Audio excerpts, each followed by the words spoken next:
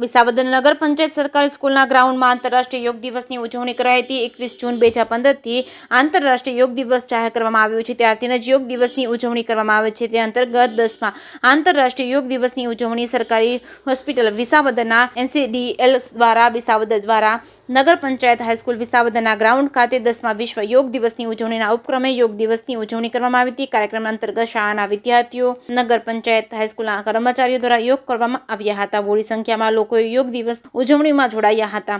જે કેસની ગુજરાતી સાથે હરેશ મહેતા, વિસાવદર।